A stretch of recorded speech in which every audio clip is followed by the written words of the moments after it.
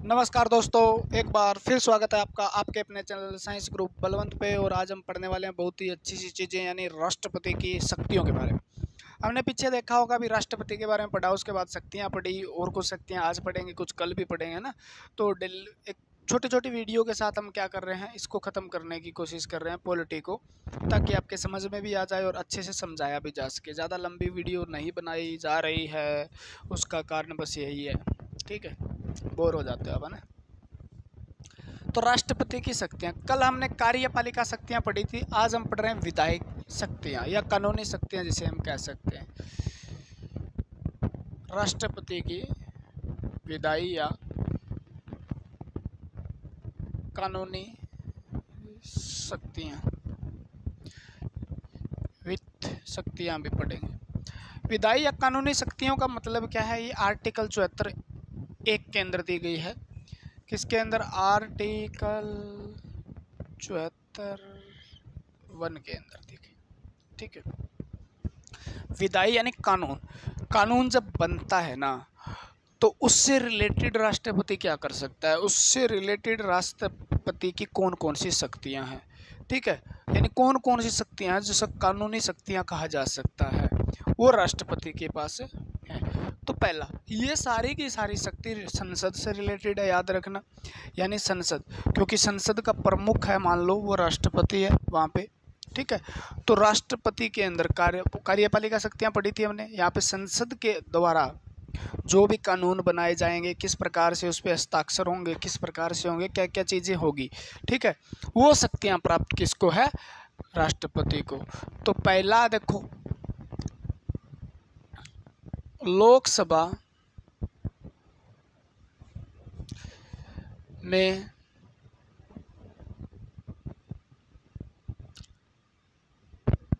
चुनाव के बाद पहला भाषण राष्ट्रपति देता है।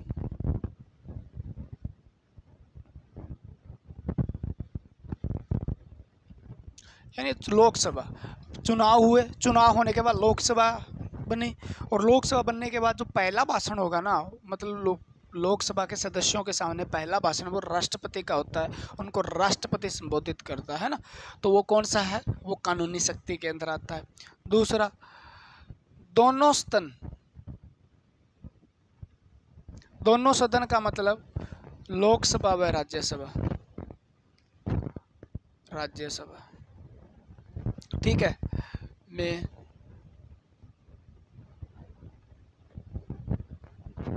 भाषण देने का अधिकार है इनको। पहला तो होता ही है, बाकी जी चाहे तब दे सकता है, भाषण देने का अधिकार है इनको। नॉर्मल बातें आपको याद भी रह जाएगी। दोनों सदन के अंदर भाषण देने का अधिकार है, ठीक है। संयुक्त, दोनों सदनों का संयुक्त अधिवेशन बुला सकता है। संयुक्त, समझाऊंगा सारी चीज़ें, आप टेंशन मत लेना। अधिवेशन लिख लो एक बार, अधिवेशन बुलाने का, तो संयुक्त अधिवेशन राष्ट्रपति द्वारा बुलाया जाता है, राष्ट्रपति द्वारा बुलाया जाता है।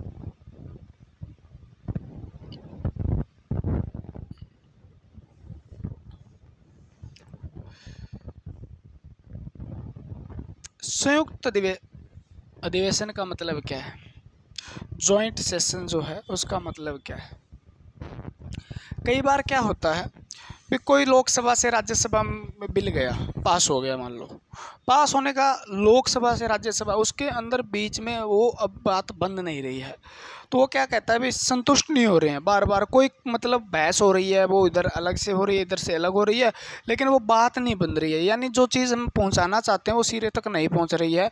तो दोनों सदनों को एक साथ बुला लिया जाता है, दोनों सदनों को एक साथ बुला लिया जाता है राष्ट्रपति के द्वारा, उसको हम जॉइंट सेशन या संयुक्त अधिवेशन कहते हैं। तो दोनों को एक साथ बुलाने का अधिकार भी किसको है? राष्ट्रपति को है। और दोनों सदनों के अंदर भाषण देने का अधिकार भी किसको है? राष्ट्रपति को है, ठीक है ना, राष्ट्रपति को है। उसके बाद लोकसभा में चुनाव के बाद पहला भाषण जो है वो कौन देता है? राष्ट्रपति देता है। कौन देता है? राष्ट्रपति देता है। और दोनों स्तर की प्रथम बैठक, स्तर की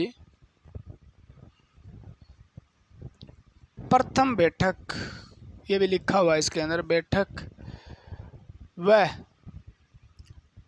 आगामी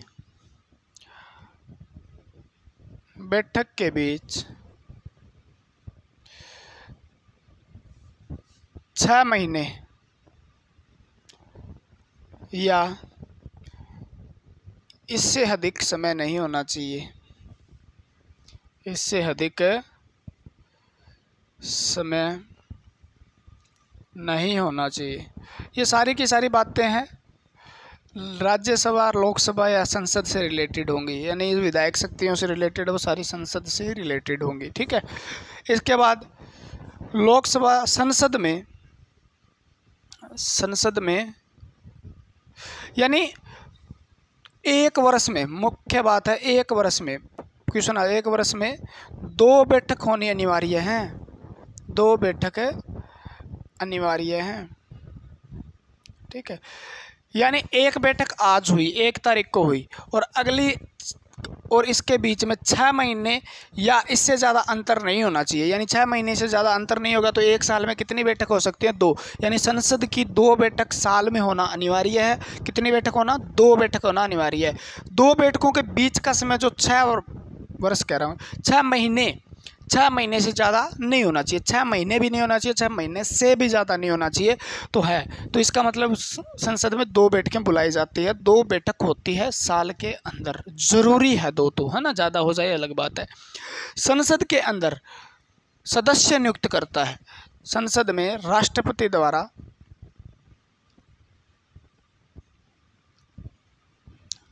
सदस्य नियुक्त करने की शक्ति, सदस्य नियुक्त करने की शक्ति। अब आपने देखा होगा राज्य संसद है जो 2 सदन है, उसमें लोकसभा, राज्यसभा।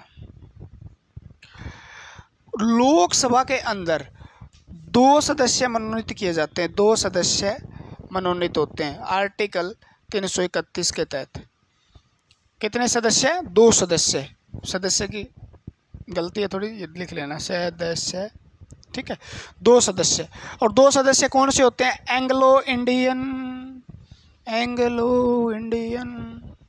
ठीक है। एंग्लो इंडियन का मतलब यानी किसी महिला से अंग्रेज ने शादी की थी, ठीक है, और उससे जो लड़का पैदा हुआ या लड़की पैदा हुई उसको हम एंग्लो इंडियन कहते हैं। यानी एक तो इंग्लैंड, अंग्रेज से शादी की थी, वो इंग्लैंड एंग्लो हो गया, और इंडियन यानी मदर, जो मदर है वो हो गई। यानी एंग्लो इंडियन से होने वाली संतान, एक अंग्रेज बाप और जो हिंदुस्तान की है, भारत की, उसकी माता है। ठीक है ना। तो दोनों से होने वाली संतान को एंग्लो इंडियन कहा जाता है। क्या कहा जाता है? Anglo Indian. तो 2 लोकसभा के अंदर कौन? राष्ट्रपति के द्वारा, मैक्सिमम 2 है, 1 भी करे तो भी चल सकता है, 2 करता है, यानी 2 एंग्लो इंडियन को क्या करता है? मनोनीत करता है। याद रखना, नियुक्त नहीं कह सकते, मनोनीत करता है, मन के द्वारा नियुक्त करता है। ठीक है ना, एंग्लो इंडियन। और 12 राज्यसभा में, ऐसे याद कर लेना, देखो 12, इसको उल्टा पढ़ोगे 12। ठीक है। कितने सदस्य है? 12 सदस्य नियुक्त करता है। देखो 12 सदस्य, 81(1) के तहत, 81(1) अनुच्छेद है इसके तहत। बाकी ये तो आगे भी करा देंगे, आपको टेंशन मत लेना। ठीक है। 12 सदस्य क्या करेंगे? और याद भी रख सकते हैं उसको। ये किस में होते हैं? लिटरेचर यानी साहित्य, आर्ट यानी कला, और साइंस यानी विज्ञान के क्षेत्र में निपुण, विज्ञान व सामाजिक क्षेत्र में निपुण, सोशल। ठीक है। ऐसे याद, एल से लिटरेचर, LASS लास, क्लास याद करो, क्लास से आप लास याद कर सकते हो, लास। ठीक है। लिटरेचर, आर्ट, साइंस और सोशल। क्लियर हुई बात? तो यानी किसको अधिकार है? लोकसभा में कितने? 2। राज्यसभा में कितने? 12। लोकसभा में कौन मनोनीत कर सकता है? लोकसभा में राष्ट्रपति। कितने सदस्य? 2 सदस्य।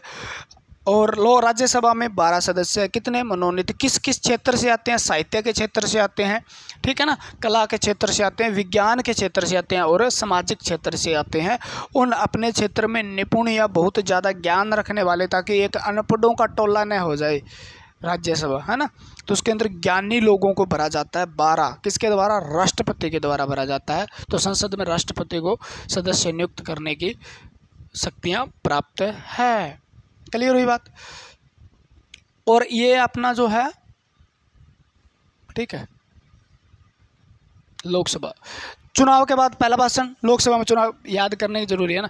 लोकसभा में चुनाव के बाद पहला भाषण जो देता है वो कौन देता है, तो आप कहोगे जी राष्ट्रपति। दोनों सदनों में भाषण देने का शक्ति किसके पास प्राप्त है, भाषण देने की शक्ति किसके पास प्राप्त है, तो ये कहोगे लोकसभा को भंग करने की शक्ति।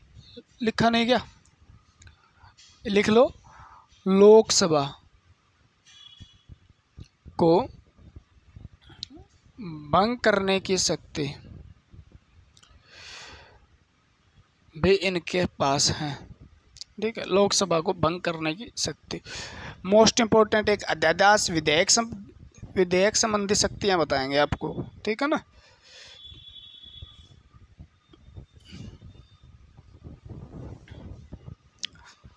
लोकसभा को भंग करने की शक्ति। लोकसभा भंग का मतलब क्या, देखो कई बार क्या होता है, लोकसभा वैसे 5 वर्ष चलती है। कितने वर्ष चलती है, 5 वर्ष। अब सरकार को ये लग जाए भी तुम्हारी हवा अच्छी है, चुनाव करवा देने, वो 4.5 साल में भी चुनाव करवा देते हैं, 4.5 साल में भी चुनाव करवा देते हैं। ऐसा भी हुआ भी होगा। तो क्या करता है राष्ट्रपति, इस लोकसभा को भंग करके क्या कह देता है, नई लोकसभा भी नए चुनाव करवाने के लिए लोकसभा को भंग कर देता है ना। भंग करने का मतलब बीच में, ठीक है, या कितने साल, 5 वर्ष बाद भंग करता है, या तो 5 वर्ष बाद भंग करता है, ठीक है, नॉर्मली 5 वर्ष बाद, क्योंकि इसका समय लोकसभा कितना है, 5 वर्ष।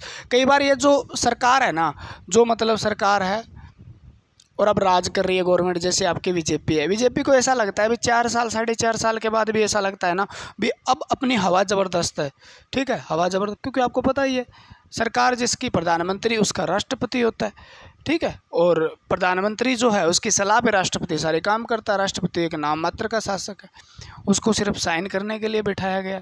काम प्रधानमंत्री के हिसाब से हो गया, क्योंकि उसके मंत्री उसके हैं, बहुमत उसका है, ठीक है।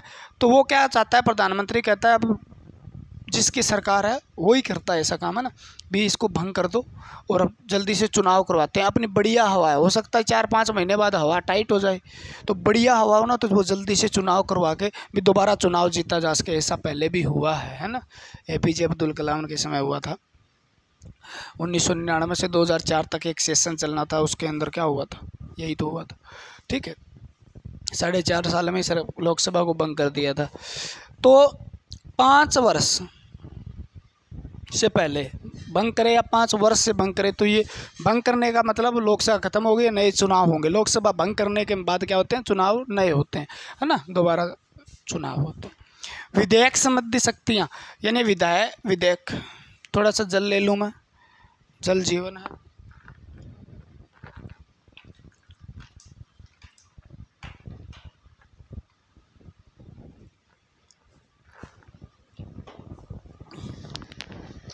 विधेयक संबंधी शक्तियाँ क्या है, देखो विधायक की शक्तियाँ कानून की, इसमें आते हैं विधेयक संबंधी कुछ शक्तियाँ हैं। 3-4 बातें यहाँ पे याद रख लोगे तो फायदा हो जाएगा। एक तो धन विधेयक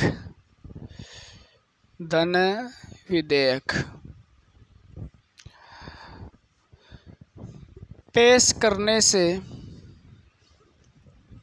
पहले राष्ट्रपति की अनुमति जरूरी है, या पूर्व अनुमति कह सकते हो। कोई धन विधेयक है, ठीक है, धन विधेयक है और वो संसद के अंदर पेश करना है, धन विधेयक संसद, तो उससे पहले राष्ट्रपति के सिग्नेचर जरूरी हैं, राष्ट्रपति के सिग्नेचर जरूरी हैं, ठीक है। यानी वो विधेयक तभी है जब अनुमति दे दे, भी अनुमति लेके पेश किया जाता है। बाकी विधेयक तो पास होने मतलब दोनों सदन से पास होने के बाद राष्ट्रपति के पास जाते हैं, भी सिग्नेचर कर दो, हमारा काम हो गया, आप भी कर दो, है ना। लेकिन यहाँ पर धन विधेयक, कोई भी धन विधेयक है ना, वो क्या होगा, पहले राष्ट्रपति के पास जाएगा फिर सदन के अंदर जाएगा, है ना। तो पहले राष्ट्रपति तो धन विधेयक है, ठीक है। बाकी धन विधेयक के अलावा बाद में राष्ट्रपति, पहले संसद में जाते हैं फिर बाद में कहाँ जाते हैं, बाद में राष्ट्रपति के पास जाते हैं ना। तो धन विधेयक पहले अनुमति लेनी जरूरी है। दूसरा, संचित निधि। अगर कोई धन मान लो संचित निधि से खर्च हो रहा है ना, ऐसा कोई विधेयक है, ये लिख लो, लंबा जाएगा ना, ऐसा कोई विधेयक, बिल, विधेयक का मतलब है बिल, विधेयक जो जिसका व्यय संचित निधि से होगा, संचित निधि से होगा,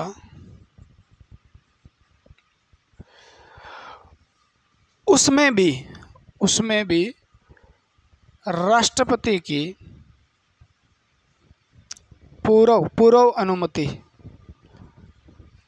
पूर्व का मतलब पहले अनुमति लेना आवश्यक है, ठीक है। नए राज्य निर्माण या सीमा निर्धारण संबंधी विधेयक, ये विधेयक है, इसमें भी क्या होगा, पूर्व अनुमति लेना आवश्यक है। उसके बाद भूमि अधिग्रहण संबंधी विधेयक, भूमि अधिग्रहण संबंधी विधेयक, इसके अंदर भी पूर्व अनुमति लेना। ये चार चीज़ें ऐसी है जिनमें राष्ट्रपति की बहुत बड़ी भूमिका रहती है, ठीक है। यानी बाकी जो विधेयक होंगे, वो पहले संसद में जाएंगे और संसद से पास होने के बाद राष्ट्रपति के पास आएंगे, ठीक है ना, राष्ट्रपति के पास। लेकिन यहाँ पर क्या हो रहा है, ये चारों के चारों विधेयक ऐसे हैं जहाँ पर राष्ट्रपति से अनुमति होने के बाद संसद में जाएंगे, ठीक है ना, संसद में जाएंगे, दोबारा भी आएंगे, लेकिन राष्ट्रपति की अनुमति लेने के बाद इनको संसद में पेश किया जा सकता है, इन पर कार्रवाई आगे की जा सकती है। यानी ऐसा विधेयक जो धन विधेयक है। दूसरा, जो विधेयक धन विधेयक नहीं है लेकिन उसके अंदर जो खर्च होने वाला है, उसके अंदर जो व्यय होने वाला है, वो संचित निधि से होने वाला है। कहाँ से होने वाला है, संचित निधि से होने वाला है, क्योंकि संचित निधि का लॉकर की चाबी राष्ट्रपति के पास है ना। तो ऐसा कोई विधेयक जिसका व्यय संचित निधि से होता है, उसे राष्ट्रपति पूर्व अनुमति लेना आवश्यक है। नए राज्य का निर्माण करना हो, नया बनाना हो, जैसे मतलब 2 राज्य बनाने हो या 2 से 1 बनाना हो, नए राज्य का निर्माण करना हो तो राष्ट्रपति से, या उसकी सीमा में कोई परिवर्तन करना हो तो भी राष्ट्रपति की अनुमति जरूरी है। भूमि का अधिग्रहण करने से संबंधित, भूमि का अधिग्रहण का मतलब दूसरे देश की भूमि को अपने देश में मिलाने से पहले भी राष्ट्रपति की अनुमति आवश्यक है। जिस प्रकार से अपन ने सिक्किम को मिलाया था, ठीक है, तो वो भूमि अधिग्रहण कहलाता है। क्लियर हुई बात, हो जाएगी ना, कोई दिक्कत कोई परेशानी नहीं होनी चाहिए, ठीक है। तो विधेयक संबंधी शक्तियाँ, एक आता है अध्यादेश जारी करने की शक्ति, बहुत मोस्ट इंपॉर्टेंट है ये अध्यादेश वाला, बहुत क्वेश्चन पूछा जाता है आपसे, है ना। अध्यादेश जारी करने की, अध्यादेश जारी करने की यहाँ से आपसे ये पूछा जा सकता है भी अध्यादेश जारी कौन करता है, ठीक है। आर्टिकल 123 के अनुसार 1, 2, 3, ठीक है, आर्टिकल 123 यानी अनुच्छेद 123 के अनुसार अध्यादेश को कहते हैं ऑर्डिनेंस, ठीक है, यानी ऑर्डर, आदेश। इसमें देखो अध्यादेश, आदेश देना। तो राष्ट्रपति आदेश, जब कोई भी स्तर, समझ लो इस बात को, जब कोई स्तर नहीं चल रहा है, संसद के 3 स्तर होते हैं, आपको पता है, संसद का स्तर होते हैं, और संसद में कितने स्तर होते हैं, 3 स्तर होते हैं। एक आपको पता है कौन सा है, दूसरा आपको पता है, तीसरा कौन सा है। एक होता है मानसून, एक होता है शीतकालीन स्तर, और एक होता है आपका बजट स्तर, पहला बजट होता है वैसे, है ना, ऊपर बजट लेकिन। तो ये 3 स्तर है। मान लो तीनों स्तर में से कोई स्तर नहीं चल रहा है और कोई ऐसा बिल या विधेयक पास करना, ऐसा कानून बनाना कंपलसरी है, उसके बिना देश में बहुत ज़्यादा नुकसान हो सकता है। मान लो ऐसा कानून बनाना है लेकिन स्तर अब है ही नहीं, ठीक है, यानी संसद सत्र कोई चल ही नहीं रहा है, और उस समय राष्ट्रपति को बनाना पड़ जाए कानून, या कोई ऐसा कानून देश के लिए बहुत ज़्यादा ज़रूरी है, उसके बिना इतना ज़्यादा नुकसान हो जाएगा देश का भी हम सोच नहीं सकते, ठीक है। तो उस समय राष्ट्रपति क्या करता है फिर, बिना सदन ही क्या करता है, एक कानून बना देता है जिसको हम अध्यादेश कहते हैं। क्या बोलते हैं, अध्यादेश। यानी बिना सदन के जब राष्ट्रपति के द्वारा कोई कानून बना के छोड़ दिया जाता है तो उसे हम क्या कहते हैं, अध्यादेश कहते हैं। उसका अध्यादेश जो है ना, वो एक अधिवेशन जो होता है अधिनियम के बराबर होता है। अध्यादेश अधिनियम के बराबर होता है, जैसे 1935 का अधिनियम, ये अधिनियम, उसको इतनी वैल्यू होती है जितनी वैल्यू एक अधिनियम की होती है, ठीक है ना। जो संसद के द्वारा बनाए गए कानून की जो वैल्यू होती है उतनी ही उस अध्यादेश की वैल्यू होती है। तो अध्यादेश जारी करता है कौन करता है, अध्यादेश जारी राष्ट्रपति करता है। जब स्तर नहीं है, संसद का कोई स्तर चल नहीं रहा, नहीं चल रहा, ठीक है, उस समय राष्ट्रपति के द्वारा अध्यादेश जारी किया जाता है। उस समय राष्ट्रपति के द्वारा अध्यादेश जारी किया जाता है, और अध्यादेश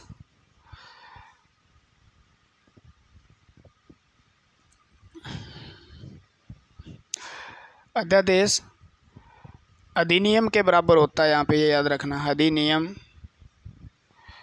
के बराबर होता है, यानी उसकी पावर उतनी ही होती है जितनी पावर एक अधिनियम की होती है, ठीक है, या और कोई संसद के द्वारा बनाए गए कानून की जितनी पावर है उतनी ही कानून इसकी पावर होती है अध्यादेश की। ये कानून ही है एक, लेकिन कुछ समय के लिए होता है ना अध्यादेश। लेकिन इस अध्यादेश की कुछ सीमा होती है, ये ज़्यादा से ज़्यादा 6 महीने तक चल सकता है, 6 महीने तक जा सकता है। अगर 6 महीने तक भी कोई स्तर नहीं चला, हो सकता है ऐसा भी, 6 महीने तक कोई स्तर अब नहीं आया, मान लो संसद के अंदर कोई स्तर नहीं चल रहा है, तो 6 महीने तक ये अध्यादेश चल सकता है। लेकिन अगर 6 महीने के बाद भी ऐसा होता है तो 6 महीने के बाद ये अपने आप रद्द हो जाता है, अपने आप रद्द हो जाता है। ये कानून फिर कानून नहीं रहता, अध्यादेश कोई कानून नहीं रहता, मतलब इसकी वैलिडिटी 6 महीने तक है। अगर स्तर चालू नहीं है कोई, अगर मतलब संसद में कोई स्तर शुरू ही नहीं हुआ तो, ठीक है। अगर संसद में स्तर शुरू हो गया तो इसकी वैलिडिटी है 6 सप्ताह, 6 वीक, 6 सप्ताह तक इसकी वैलिडिटी है। अगर स्तर लागू होने के बाद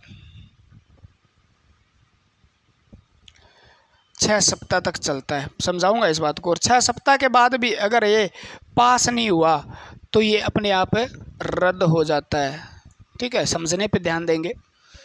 राष्ट्रपति क्या करता है, एक अध्यादेश जारी करता है। अध्यादेश एक कानून है, अध्यादेश एक क्या आदेश है, परम आदेश है, कानून है, ठीक है। अध्यादेश क्या है, कानून है।